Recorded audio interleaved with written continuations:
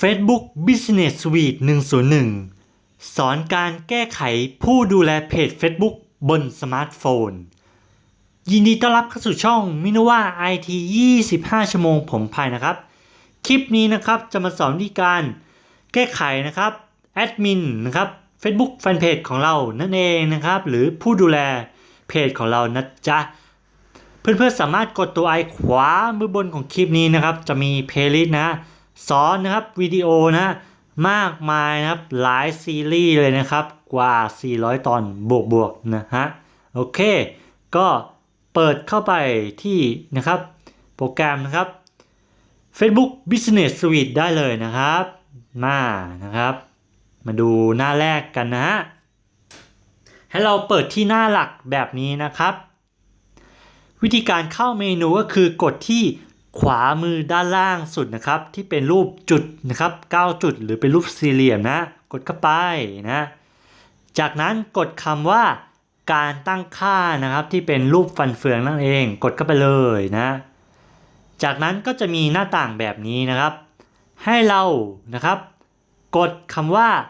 แก้ไขบทบาทในเพจนะครับที่เป็นรูปหน้าคนตรงกลางจอนะครับกดเข้าไปเลยนะก็จะมีหน้าต่างแบบนี้ครับบทบาทในเพจนะครับให้เรากดปุ่มนะครับคำว่าเพิ่มคนลงในเพจนะครับที่อยู่บนสุดนะกดเข้าไปเลยนะซึ่งหน้าต่างนี้นะครับวิธีการเข้านะครับเพื่อนๆต้องกดรหัส Facebook นะครับผมขอสคิปไปนะครับเพราะว่าผมใส่รหัสไว้แล้วนะฮะจะได้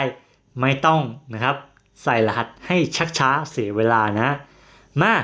วิธีการเพิ่มคนลงในเพจนะครับตรงเนี้ยไม่ยากครับแค่พิมพ์ชื่อ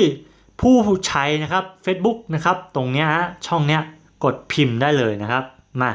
เดี๋ยวผมจะพิมพ์ชื่อผมนะไม่ยากนะ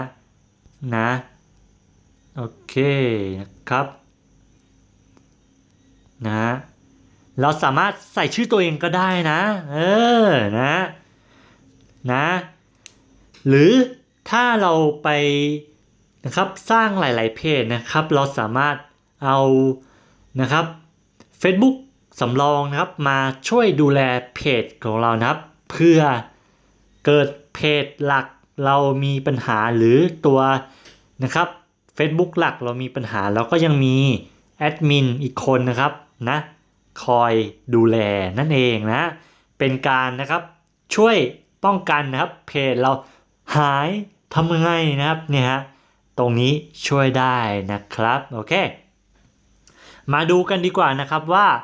มีอะไรบ้างนะครับให้เราสังเกตนะครับที่ขวามือนะครับจะมีรูปตัวไอนะที่อยู่แถบคำว่าบทบาทในเพจนั่นเองกดเข้าไปนะเมื่อกดเข้ามาแล้วนะครับก็จะมีหน้าต่างแบบนี้นะครับจะอธิบายนะว่าบทบาทผู้ดูแลนะครับจะทำหน้าที่อะไรบ้างนะฮะก็เข้าไปอ่านได้นะครับเราสามารถเซตค่านะครับว่าเราสามารถให้เพื่อนๆหรือว่าแอดมินที่เราจ้างมานะครับสามารถควบคุมการดูแลตอบนะครับเพจยังไงได้บ้างนะจ๊ะตามนี้เลยนะครับแล้วก็เซตตรงนี้นะครับนะครับแล้วก็กดบันทึกไปได้เลยนะครับหรือถ้าจะลบออกนะครับแล้วก็พิมพ์ชื่อเข้าไปให้ตรงนะครับแล้วก็กด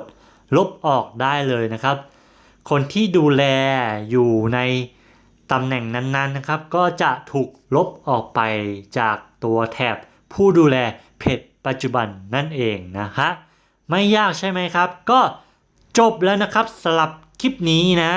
ถ้าถูกใจก็กดไลค์กดแชร์กดคอมเมนต์นะครับถ้าจะติดตามคลิปใหม่ๆก็กด Subscribe แล้วก็สั่นกระดิ่งไว้ด้วยนะครับขอบคุณมากครับ